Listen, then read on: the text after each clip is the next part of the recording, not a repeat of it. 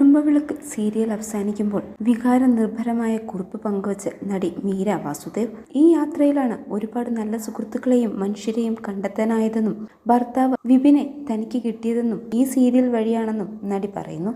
സീരിയലിൽ സുമിത്ര എന്ന കഥാപാത്രത്തെയാണ് മീര അവതരിപ്പിച്ചത്.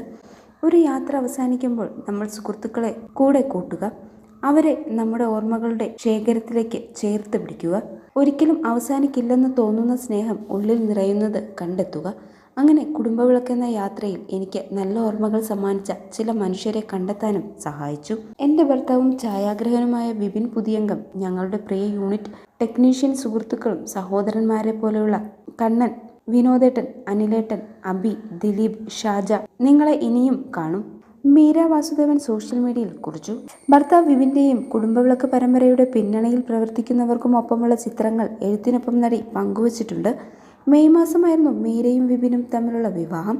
സിനിമ, ടെലിവിഷൻ ക്യാമറാമാൻ വിപിൻ പുതിയംഗമാണ് വരൻ. മീര പ്രധാന വേഷത്തിലെത്തിയ കുടുംബവിളക്ക് അടക്കമുള്ള സീരിയലുകളുടെ ക്യാമറാമാനായ വിപിൻ ചില ഡോക്യുമെന്ററികൾക്കും പിന്നിൽ പ്രവർത്തിച്ചിട്ടുണ്ട്. 42-കാരിയായ മീരയുടെ 3ാം വിവാഹമാണിത്. നടൻ ജോൺ കൊക്കനുമായുള്ള 2ാം വിവാഹത്തിൽ അരീഹ എന്നു പേരുള്ള മകനുണ്ട്. അന്യഭാഷാ നടിയാണെങ്കിലും തൻ്റെതായ അഭിനയ ശൈലി കൊണ്ട് മലയാളി മനസ്സുകൾ കീഴടക്കിയ നടിയാണ് മീര വാസുദേവൻ. ബ്ലസ്സി സംവിധാനം ചെയ്ത തന്മാത്രയിൽ മോഹൻലാലിൻ്റെ നായികയായി മലയാള സിനിമയിൽ അരങ്ങേറ്റം. പിന്നീട് നിരവധി ചിത്രങ്ങളിൽ അഭിനയിച്ചു. പിന്നീട് മിനി സ്ക്രീനിലൂടെ അഭിനയ രംഗത്ത് തിരിച്ചെത്തി.